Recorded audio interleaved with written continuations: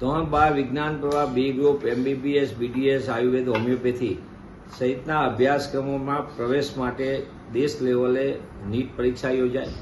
આ પરીક્ષામાં 22 લાખ કરતાં વધુ વિદ્યાર્થીઓનું રજીસ્ટ્રેશન, ગુજરાતમાં 85,000 કરતાં વધુ વિદ્યાર્થીઓની પરીક્ષા અને આ પરીક્ષાનું પેપર લીક થાય એટલે કે આ 2026માં પ્રથમ ઘટના નથી। અગાઉ પણ પરીક્ષામાં 4 વખત અલગ અલગ જગ્યાએ પેપર લીક થઈ ચૂક્યા।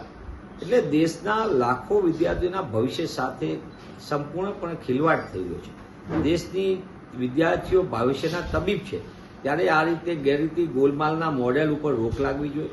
મેં દેશના પ્રધાનમંત્રી શ્રી કાયમ પરીક્ષા પે ચર્ચા કરે છે, ક્યારેક પેપર લીક ઉપર ચર્ચા કરીને સખતમાં સખત પગલાં પડે, જેથી કરીને ભવિષ્યમાં આવી ઘટનાનું પુનરાવર્તન ન થાય। 2024માં પણ મેં આ માંગ કરી હતી, સંસદના પટલ ઉપર પણ માંગ કરી હતી અને ફરીથી કોંગ્રેસ પક્ષ તરીકે અમે દેશના પ્રધાનમંત્રીને પત્ર લખ્યો કે સમસ્યા ક્યાં છે, કઈ રીતે પેપર લીક માફિયાઓ બે રોકટોક વેપલો કરે છે અને દેશના વિદ્યાર્થીઓના ભવિષ્ય સાથે રમત રમે છે।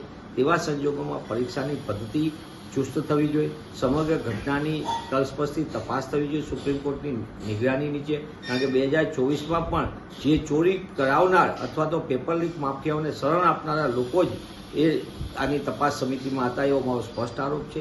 તેવા સંજોગોની અંદર CBI તપાસના નામે લીપાથોપી કરવાની જરૂર નથી, પણ ભવિષ્યમાં આવી ઘટના ન બને અને દેશના બાળકોના ભવિષ્ય સાથે છેડા ન થાય તે દિશામાં સખત પગલાં ભરવા કોંગ્રેસ પક્ષ તરીકે અમે પ્રધાનમંત્રીશ્રીને વિનંતી કરતો પત્ર લખ્યો છે।